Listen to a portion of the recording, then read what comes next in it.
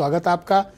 तो आप क्या मानते हैं कि ये क्षेत्रीय दलों के कमज़ोर होने, इनके टूटने या इनके डिवीज़न या ख़त्म होने या राजनीतिक रूप से कम असरदार होने के वास्तविक कारण क्या हैं? देखिए, क्षेत्रीय दल उतने कमज़ोर नहीं जितनी जल्दी टूट रहे हैं। इसका वास्तविक कारण तो ये है कि सत्ता गई तो फिर सीबीआई और ईडी और इनकम टैक्स तुमको रगड़ के भूसा भर देगी। इसलिए विधायक अपनी जान बचाओ। क्या कर देगी? भूसा भर देगी और क्या बचेगा। अरे अभी 8 दिन के भीतर तो पंजाब वाले वो जो राज्यसभा सांसद टूटे थे आम आदमी पार्टी के, 8 दिन पहले तो छापा पड़ा था और वो चले गए सतीश, वहाँ पर वो मिठाई उठाई खाए, जान बच गई। राजनीति में अगर आप विपक्ष की पार्टी में हैं तो आप पर यह खतरा मंडरा सकता है कि आपकी जांच हो जाएगी, आप पर छापा पड़ जाएगा। और टीएमसी जैसी पार्टी जो चुनाव हार गई, बीजेपी सत्ता में आई, तो ये आप कहिए कि विचारधारा के बजाय जो केंद्रीय एजेंसियों का डर है वो भी एक बहुत बड़ा कारण है इसमें।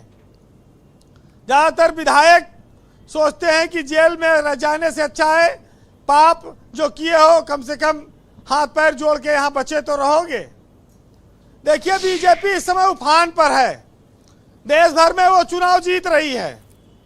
जनता ये तय करती है कि कौन दल अच्छा है कौन बुरा है। अगर जनता उन्हें जिता रही है वो बीजेपी को पसंद करती है। तृणमूल कांग्रेस हारी चुनाव तो अपने कर्मों की वजह से हारी। उनकी जो अराजकता रही होगी, गुंडागर्दी रही होगी, हिंदू मुस्लिम बंटवारा रहा है, उसकी वजह से वो हारी चुनाव।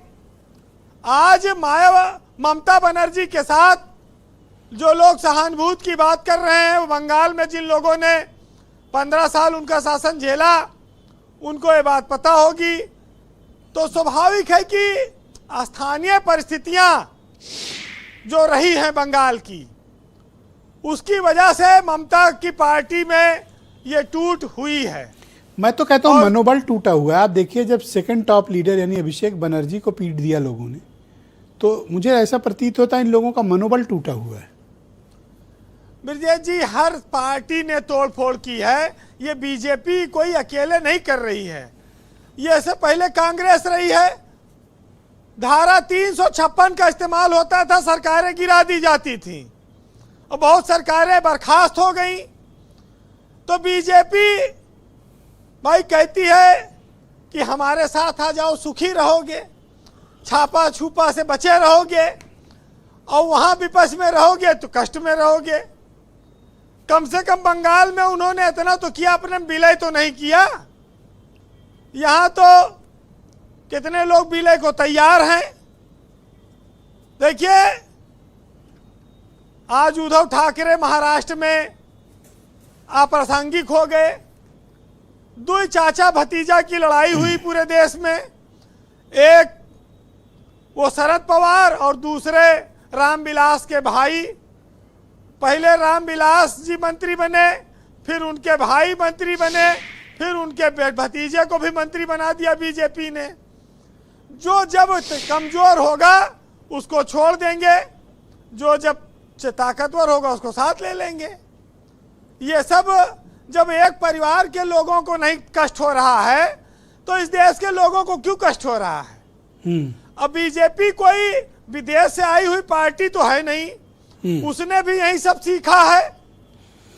और आप क्या मानते हैं कि ममता बनर्जी के करियर का, पॉलिटिकल करियर का अंत की शुरुआत हो गई है? बिल्कुल। देखिए, जिस तरह से हालात हैं उसके बाद से अब नहीं लगता है कि वो उभर पाएंगी बंगाल में, और लंबे समय तक बीजेपी वहां पर राज करने की प्लानिंग लेकर आएगी। दो चुनाव हो गए तो ममता बनर्जी ये पोजीशन दोबारा विधायकों वाली भी शायद ना हासिल कर पाओ अगले चुनाव में। तो ना संसाधन रहेगा, ना पैसा रहेगा, ना कार्यकर्ता रहेगा। उत्तर प्रदेश में स्थितियां अलग हैं। आप ये देखिए कि 14 में अखिलेश यादव की पार्टी हारी, 17 हारी, 19 हारी, 22 हारी, लेकिन हर चुनाव में उनके साथ वोट बैंक इंटैक्ट रहा और उसकी वजह से वो 24 में लोकसभा में जीत गए। तो ये तोड़फोड़ हुई, 7 विधायक तो टूटे ना राज्यसभा में, यूपी में भी समाजवादी पार्टी के। यस, टूटे। लेकिन उतनी ही ऊर्जा ये फिर ले आते हैं। तो इनके मुझे लगता है 2 ही पार्टी, एक समाजवादी पार्टी और एक तमिलनाडु की डीएमके, ये अपनी पोजीशन, अपनी जमीन बचाए हुए हैं। ये बचाए हुए हैं। अब विपक्षी दलों के लिए देखिए एक साफ संदेश है, जी वीरेंद्र जी, कंक्लूड करें। या तो हमारे साथ रहो और या तो फिर अपना चुनाव चिन्ह गंवा दोगे, टूटो फूटो बर्बाद हो जाओ। देखिए यहाँ राजभर, संजय निषाद, जयंत चौधरी, अनुप्रिया पटेल, 4 दल सहयोग में है बीजेपी के, और ये को अलग नहीं हो रहे हैं और ये जान रहे हैं कि अगर फिसले तो फिर गए, तो सटके रहने में ही भलाई है जी। और वो देखिए दुष्यंत चौटाला का क्या हाल हुआ हरियाणा में, डिप्टी सीएम रहे बीजेपी सरकार में, अब उनको जनता ने खदेड़ लिया, अब उनको सिक्योरिटी मांग रहे हैं। एक वीडियो देखा था मैंने, कांस्टेबल जो है डांट रहा था। ब्रजेश जी ताकतवर, बाहुबली, इनसे जो लड़ेगा, इनके साथ आप आंख बिचौली करोगे तो खामियाजा भोगोगे जी। राजनीति में इस समय बाहुबली है बीजेपी, ताकतवर है, तो उससे लड़ने क्या जरूरत है। और जनता उनको ओवर वोट दे रही है, जनता उनके साथ है। ममता बनर्जी ने, अरे भाई कांग्रेस का ही कहना है, अभी इनके प्रदेश अध्यक्ष ने वहां कहा कि ममता बनर्जी जो कर रही थी वही उनके साथ हो रहा है। अधीर रंजन तो लगातार बोल रहे हैं, दिल्ली वाले इनको पुचकारते नहीं, ममता के साथ अन्याय हुआ, और बंगाल में उनके प्रदेश के बड़े नेता इनको कहते हैं कि ये सब गुंडागर्दी करते थे, वही इनके साथ हो रही है। देख लीजिए जी, कंक्लूड करें प्लीज जी। तो बात सिर्फ इतनी सी है कि अतीत को हम लोग भूल जाते हैं, वर्तमान में हो रही घटनाओं को उस पर अपनी राय देते हैं, उस पर अपना दुख प्रकट करते हैं।